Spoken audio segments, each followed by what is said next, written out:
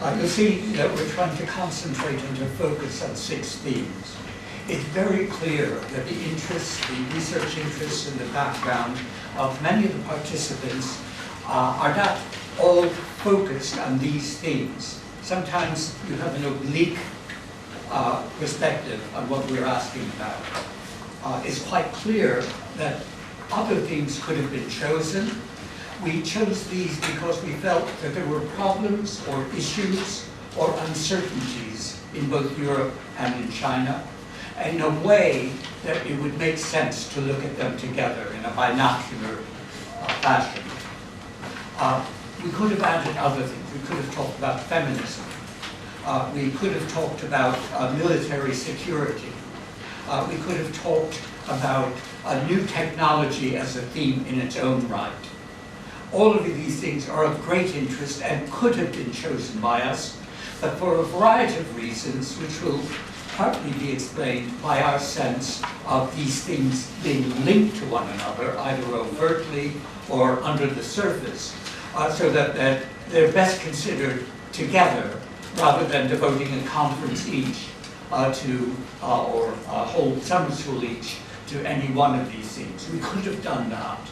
But we felt that having an overview and a sense of interlocking questions, interlocking in terms of Europe and China, but also within each of the societies or groups of societies as well, would reap benefits that couldn't happen with another approach.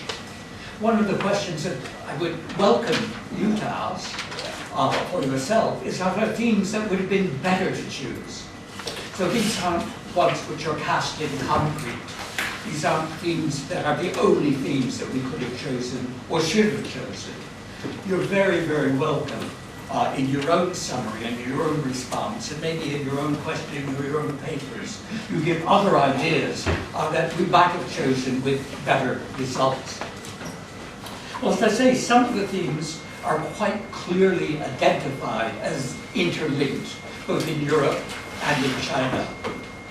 One example that I'll put forward is that between migration and cities.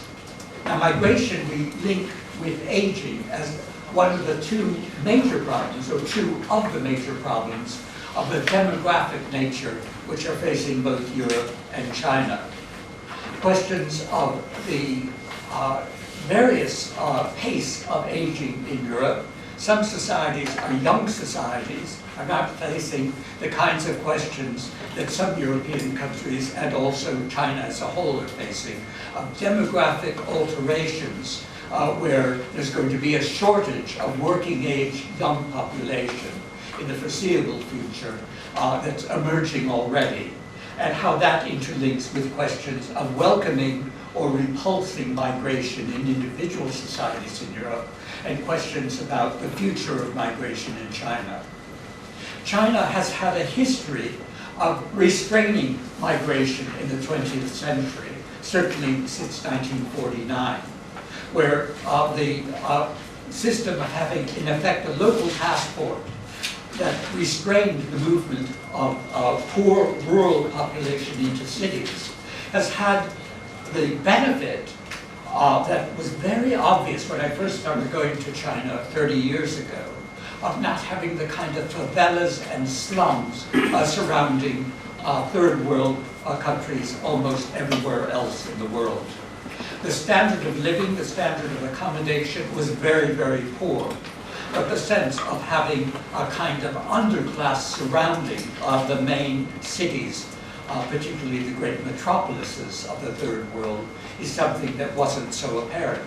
But there are, of course, costs as well. A cost of a kind of revision of a local serfdom where people weren't free to move in medieval Europe. And where part of the idea of liberty was the liberty of location that led to modernizing revolution from the 17th and 18th century against serfdom. The reform or the elimination of serfdom in part of Europe, a great part of Europe, in Russia, took place in the middle of the 19th century rather than earlier, as in other European societies.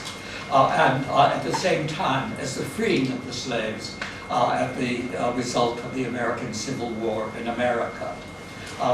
The freeing of movement that had consequences for the whole following history in the United States had different kinds of consequences in medieval Europe to early modern Europe, and in 19th century Russia to the present day. But in China as well, you had other kinds of costs which were social costs of economic development, of economic growth. And that these kinds of questions enter into strategies for transformation, which are very strongly urged in China, both in official doctrine of how to have a sense of moving into the full embrace of modernity after a period of 100 years of flirting with modernity, making attempts to enter the modern world, and then more recently having a proud sense of having made a transformation to a third world society in part, which is still nevertheless one that is engaged with modern, scientifically based, product-based economic transformation. So these kinds of questions have an additional link. But also we have, with the beginning of the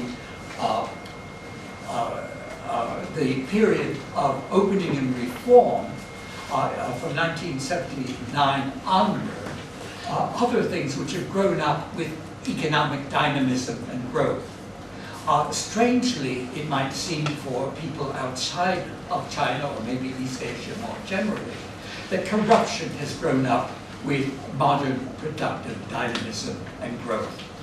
And it's a puzzle as to why this has been a pattern that has already been seen in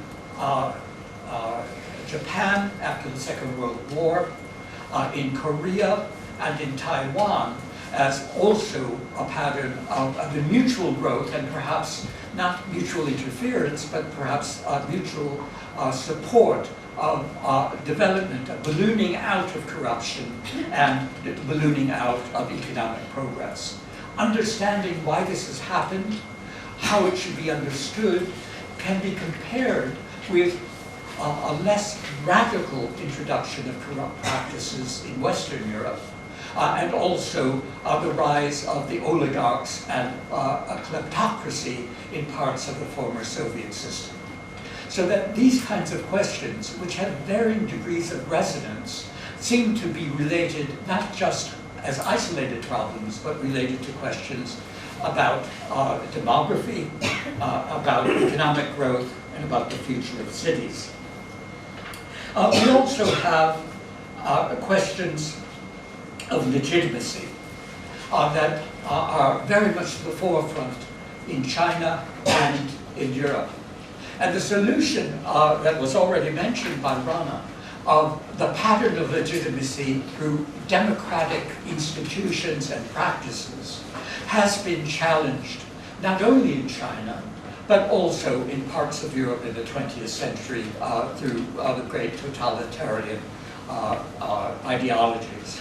But a revival of authoritarianism as an ideal in parts of Europe as an alternative to democratic practice, where there are nuances of difference between more conservative or right-wing and more liberal or radical and left-wing reform, seems to be under great pressure as new parties emerge, with some historical blindness both in China and in the West as to what the consequences of a kind of supranationalistic trajectory of politics might bring.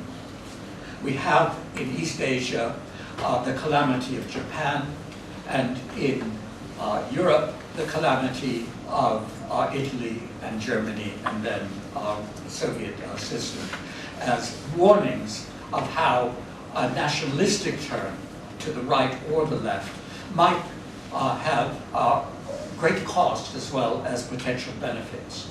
But nevertheless, we have to realize that it is an age in which certain kinds of populism are threatening conventional views of what democracy is and what democracy should be as a model. This certainly comes up in China, where you have multiple alternative models of legitimacy for historical reasons. Certainly, Confucian or Neo-Confucian pattern of legitimacy in which you have not just the success of a peaceful and productive society that looks after, in a paternalistic way, its population, but also early on in Chinese beginnings of intellectual history, before the formation of the First Empire, different strands of thought within Confucianism and also as opposed to Confucianism.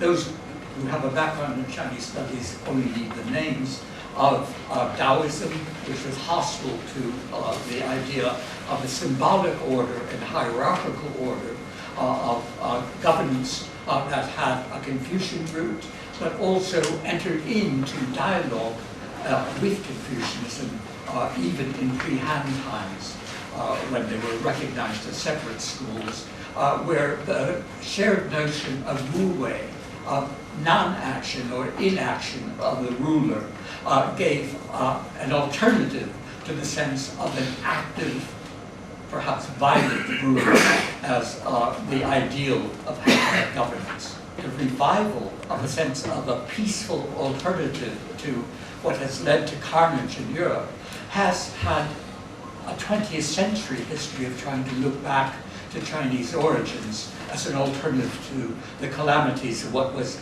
up until the First World War, thought to be a unified and homogeneous ideal from Europe and China.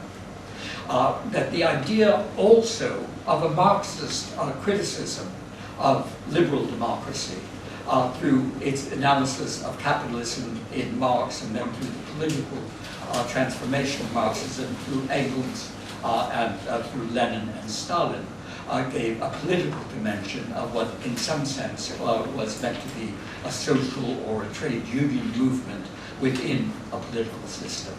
So you have different ways of interpreting how the different strands of possibility of governance in China have emerged. It's also clear that you have, in addition to the idea that the solution in Europe to its current crisis is to dealing with the democratic deficit of the European Union system, or the authoritarian turn away from a democratic practice, whatever the formal written constitution is in Russia and some of the former Russian states in Europe or in Central Asia, where you have an ideal of a strong leader rather than the ideal of a democratic polity as being central to at least some of the official doctrines of political reform, both within Europe and European Union, and also in Eastern Europe, as it was now Central Europe and in former Soviet Union. It's very, very exciting and interesting to have so much diversity, so much challenge, so much possibility. This was what struck me when I first went to China in 1986. It felt to me, in talking about politics with young intellectuals in the universities and in the academies, that it was like the Federalist Paper period of trying to form a constitution in the United States, where everyone had their own ideas or groups of ideas that were shared with others about how to proceed to a better economic and political system, which would bring more prosperity, more freedom, and more stability to China. These movements towards democracy were shattered in 1989 with the suppression of the democracy movement and the Beijing massacre, but also led on to a variety of rethinking from that generation and new thought that emerged in the late 1990s and have continued on to the present. More thoughtful, deeper, more complex ideas of how to think of governance for the future. What I want to say is that when we have this idea, also we should think of the internal relations of China with its own people and its own institutions as being interlinked possibly with its external relations in the world, as China emerges as a potential great power, and perhaps inevitably as a great power in some people's point of view. How the interlocking between the kinds of questions I've mentioned so far, legitimacy, corruption, cities, economic and social transformation and development, and the like, are related also to international relations and the potential for China in the world. We can ask the same kind of questions for Europe. We also, I think, can look not only in the framework that we're presenting, but asking questions about what the appropriate framework of understanding what's going on in China and Europe might be. And here, for the last few minutes, I'll focus on China rather than on Europe. Because we can look not only at contemporary developments, but past developments in Europe. We can think of the grand background of European modernity with the Enlightenment all through the 17th and 18th century, but think not of homogeneous enlightenment, of a single core or essence of enlightenment, but it's being a contested notion. You have particularly radical or democratic strands of Enlightenment thinking. You also have, growing up at the same time or a bit later, Enlightenment despotism in Germany and Europe as Enlightenment models, but from the top, rather than from upsurge of democratic people finding a source of political and social and economic structure to meet their own inclinations.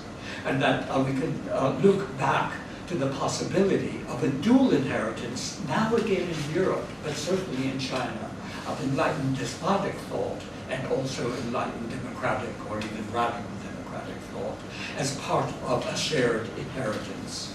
We can also look back in thinking that China should be compared not with Western societies now, which are mature economically, at least to certain degrees in the Western Europe and parts of other Europe, but also as a kind of comparison with the Industrial Revolution that started in Britain and in the Netherlands and then spread throughout the world, in Europe and North America and other places influenced by these great centers of dynamism, but also America after the Civil War and the movement to great transformation to leadership in economic life in the world. We can also look in comparison with Bismarck's Germany, a weak and marginal and disunited society on the edge of prosperity in Europe, which transformed itself with authoritarian actuality, even though formally a liberal democracy with the legislature, which Bismarck ran rings around, as a possible model for what's going on. Finally, I'll say that there's one other model which we can keep in mind, and that is the model not of movement within established societies or established civilizations, but the birth of a civilization where people within a society seem to pick capacities that they didn't have a moment ago, a year ago, a decade ago, out of the air, of ways of doing things, of organizing things, of inventing things, of finding innovation and structure and capacity that was unthinkable before. Now, this is masked in China by its already being a great world civilization. But having the insight into what happens when you have this burst of capacity that transcends in speed and perhaps in scope the burst of capacity that you had in the United States after the Civil War and the Industrial Revolution in Britain, you can see that there are these possibilities of framing that go beyond something that is merely dealing with Europe and China together. Great, thank you very much, Nick. So, we're complicating it for you, I know, but after 5 or 6 days, I hope that you will then appreciate that, you know, we have to kind of complicate it in order to simplify it, to get back to a better place. So Nick has very brilliantly given you a sense of the fluidity of different models. And I want you to hang on to some of those ideas, even if because of the time constraints and so on, condensation, it may be difficult sometimes to keep it all going. But let's keep some of these models in the air and realize that whichever tradition you come out of and whichever culture you come out of, yours isn't necessarily the correct and definitive and historically permanent one. That's the mistake, I think, that people not in the academic world or not in the thinking world often fall into. I suppose that's one of the things that we're trying to explore in this quite ambitious workshop. Okay, so let me turn to our two discussants. I'm going to get some of these names wrong. Zhong Lai. It's me. Okay, you're going to start. I'm going to take the two questions together, and then Alice follow, okay? So we start with you two, and then we'll take one more round, and then we'll move on to the third of our introductory talks. I have one question. It's about urbanization and counter-urbanization in China. You know its history very well. So I think after 1978, the local passport has been reformed and in some way already abolished, and large number of peasants flow into the cities, and it has created economic marvel for the Chinese development. But in the recent years, there is phenomenon of over-urbanization in China, and a lot of people living in the cities feel very difficult to support themselves and give a better chance for their children. So a way to solve this problem is to encourage some people to go back to the villages and give a chance for the small towns to develop. But in the history of China, usually there is only one center, a center for the emperors who give orders, and they are just follow. For example, the Beijing is the center of the whole northern China. Is there any possibility or chance for the small towns around it to develop themselves against all the traditions? Alice. Well, first of all, thank you so much for this interesting beginning of discussion. And I have to say that I think you're thinking that maybe I will come up with an idea for a PhD, and you gave me plenty. I just can start writing a research plan. But like actually going back to I was also thinking about the same idea, and I found it very interesting how you connected this hukou problem and the migration issue with this freedom of movement that was restricted in a certain way in different eras, in different parts of the world. And actually, I feel like now in China there's a movement not acknowledging the freedom of movement, but rather going to the opposite, even pushing people to move. For instance, like I'm coming from a legal background, so I mostly know Chinese lawyers. And it's basically much easier for a young graduate to get a job in a province than of course they all dream to be a lawyer in Shanghai and make a lot of money, but they are much more likely to get a job in a small province and be a judge and develop their career and CV. And it's much more, even also all this scholarship, the China Scholarship Council giving money to people to move abroad and do their PhDs in Western universities. This is all much more like pushing people to move than to actually restrain this freedom of movement. Well, that's very, very interesting. Both questions are very interesting. Let me say, first of all, that for a long time there was a policy to develop smaller cities in the interior and also township enterprises as a way of giving an economic basis, particularly in poor rural areas, that were alternatives to agriculture in China, while maintaining the internal passport system. And that didn't work very well. There, more recently, is what was called the Western strategy, And that's when you already had quite massive and impressive growth, certainly in Beijing, but in the coastal provinces, or at least parts of the coastal provinces, that had leapt ahead in terms of economic performance as centers of growth, standards of living, levels of accommodation, and amenity. And there was a thought that this imbalance was going to be very dangerous, partly because the coastal provinces said, well, we're already developed, we'll look after our own affairs. There was a battle over tax resources and control over policy that was thought to be dangerous in the longer term. And the solution was to have the western or interior provinces developed on the model of what happened on the coast, and also included in the west was what was Manchuria, the northeast province, which had been the earlier center of heavy industry in China, first under the Japanese occupation, and then under the People's Republic. But the size and the technology and the state-owned enterprise system all were failing together. And the idea was that you need regeneration there, as well as movement of new industry and new intellectual dynamic centers in the interior.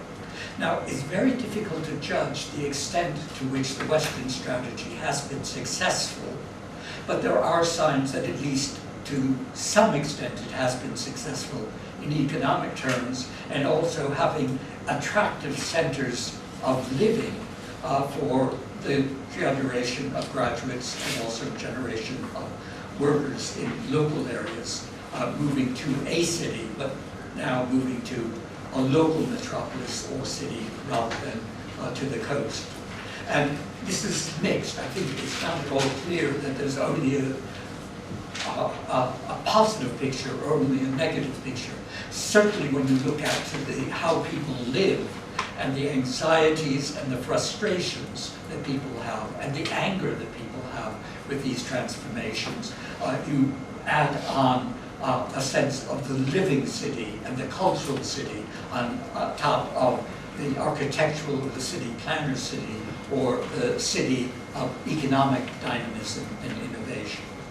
But it's very clear that places like Chongqing and Chengdu, which had been left behind the first wave of reform and opening, now have very great standing in these ways. Certainly the universities are very strong as intellectual centers as well.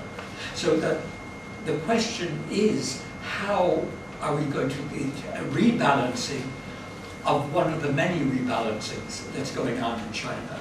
The movement away from an export-led assembly, a low-value added economy, to an internal market led economy of consumer goods and services as part of the necessary transformation of China's not going to be stuck in something like its present level of development. And that this is very, very crucial. George Magnus will be addressing some of these issues later today. It's going to be a continuing theme throughout the week. Good. Okay, we've got time for one more round of questions. Who's interested in asking a question? One. Anyone else? Two? We're going to take three. Three. Okay. So start with you. We just say your name. We're going to do introductions over dinner. So Hans started us in the right way, but you can say if you just say your name, so we get to know a little bit, and then later on we'll introduce each other more fully. My name is Ilya Kurtev, and I come from the Competence University of Nari. Recently, I saw the stories about the ghost cities in China. Sorry, I have ghost cities. Ghost cities. Yes. Yeah, very interesting. Very interesting. Yeah, exactly. And the case of Zhengzhou and the more famous one of Ordos. I'm not completely familiar with them, but I'd like to know more of how they are developing. If there is some house bubble building behind all that. Yeah. Giovanni? My name is Giovanni Capulioni. I'm from Krakow, BA in International Relations, and I'm also a filmmaker as a professional. And thanks for the beautiful almost overwhelming rain of models and inspirations. I'm very interested about your idea to compare not the contemporary economical societies like European Union at the moment and China or the United States now, but for example Bismarck time or for example other moments, crucial moments, the Industrial Revolution. So, but do you think it's still possible to do it now that we have the internet of globalization, and before there was the possibility to grow a kind of independent ideas and models, and now that we are all connected, so the idea is still possible to develop, like you say, a burst of capacity, speed and scope independently with really radical different views, or is a moment of homogenization, and is it possible? Okay, last one. My name is Qing Jian from the University of Munich. I have a question about the issue of corruption. Yeah. I think from the perspective of the Western theory, the corruption is kind of the unfinished differentiation of the social system, because of there's a very close interrelation between the politics and the economy. But I think there's a lot of cases in the Chinese history, like corruption was used as kind of political instruments to help the king to control. What do you think about this comparison? Okay, thanks, yeah. First about ghost cities. There are ghost cities. I think there are 50 million units of accommodation, flats mainly, that have been built prior to market need. The view in China is that there's going to be a slowdown in building, and that in 2 or 3 years, most of these places will have occupation. This is interesting because it relates to a very general pattern in China of infrastructure first. Roads, ports, airports, universities, other institutions first, rail as well, but dwellings first might be figured in that way. And the question is, how can we balance the overproduction of accommodation in China with the underproduction of accommodation in eastern parts of Europe? There's a crisis of urban accommodation through underbuilding rather than overbuilding. But the question is, given financial flows, whether there's going to be developers or even state-owned enterprises which are allowed to go bankrupt and fail, or whether the financial system is going to see them through the present pause of immediate occupation of dwellings. And I think that this is one of the kinds of questions we can ask as a case study. I don't know the answer to it. As far as the internet goes, it's very interesting because it's much faster and much wider spread. But in earlier times in Europe and the United States, you had modes of communication which weren't official. Also in China, you had both with the Taiping Rebellion and the Boxer Rebellion, without modern communication, almost as quick communication in ways that are only partially understood still, of correspondence of ideas and movements and violent upheaval from city to city and place to place. So it's a question as to whether this is just a modernizing of what was already there as a threat to stability or not, and I don't know the answer to that. Also, it's very interesting in internet studies dealing with China that a lot is suppressed or censored, but a lot is left through.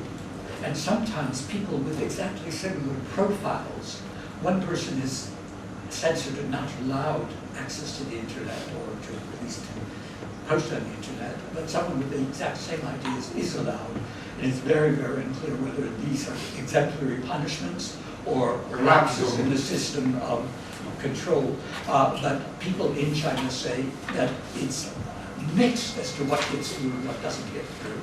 And also that the general question of a policy of censorship is something to, even if it's inefficient, is something to be challenged in terms of various rights or roles of citizens in a modern citizenship, whether it's a highly authoritarian modernity or a broadly democratic modernity.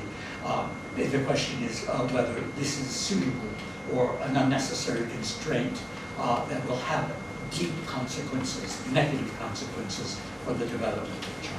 Again, a question to ask, but an answer to give.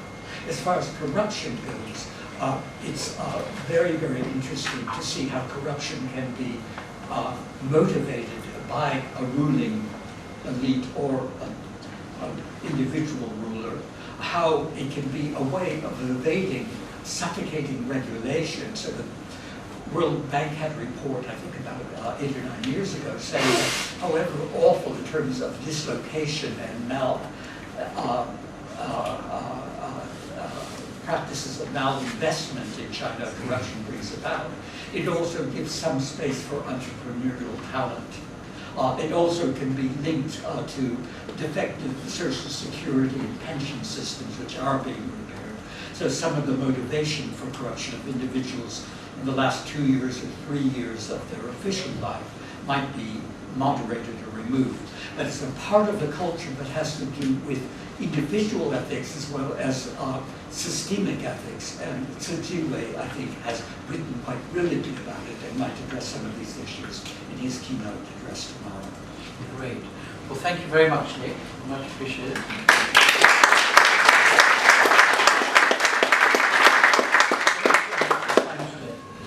Just one final comment is that one of the things that I think you do is stretch beyond your own discipline, because with such difficult and complex problems, sometimes you'll say, no, my discipline is right, I'm going to continue on.